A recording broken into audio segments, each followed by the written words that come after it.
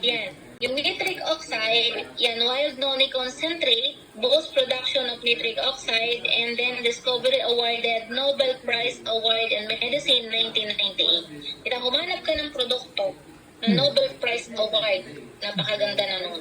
Kasi iyan yung greatest benefit of mankind na kailangan sa science. Diba? It depends, maintain, repair, and every cells in our body. Increases blood flow. Bakit nakakatulong mag-increase ng blood flow? Kasi tita, ang nitric oxide, since tayo ay bata, yan yung substance na ibinibigay ng ating katawan sa ating ugat. Yan. Kapag yan ay nawala sa ating ugat, 3 to 5 seconds, patay na ang tao. Kasi ito po tita, dinadilate niya yung blood vessel and delivered oxygen. Marami na po yung nailigtas. Kasi naubos, karamihan naubusan ng oxygen. Yan awarded siya 1998 Nobel Prize Award in Medicine. Ito yung mga greatest benefit on mankind, X-ray. Diba? 1901, 1923 insulin, 1945 penicillin. Lahat po yan ay pinakikinabangan ng mga hospital ngayon.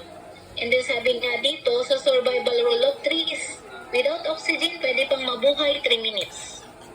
Without shelter, 3 hours. Without water, 3 days. Without food, 3 weeks. Pero without nitric oxide, 3 to 5 seconds. Patay po ang tao. Kaya sabi ko, yung nauubusan ng nitric oxide, yung aneurysm, alam niyo po yun? Yun nga po, Kahit nanay. may katabing doktor yung na-aneurysm, hindi mabubuhay. Kasi bigla sabihin, yung nitric oxide ay nag-enter, kumbaga tumigil siya sa ugat, sa ulo. Patay. Imagine niyo po yun. Kung may nitric oxide po na iniinom or tinitake, kahit ano pong Tita, sana sa iyo ako nakapakinig. Hindi ko ito naintindihan eh. O sa nanay ko sana. Sige. Oh. Kaya nga tita gusto ko mapaliwanag na sa'yo ng kasi that time, tinukwento mo kasi, against sa'yo nanay mo. Kasi pagka ganun pong may situation na ganun, irritable ka, hindi ka nakapokus. Yung situation mo ay,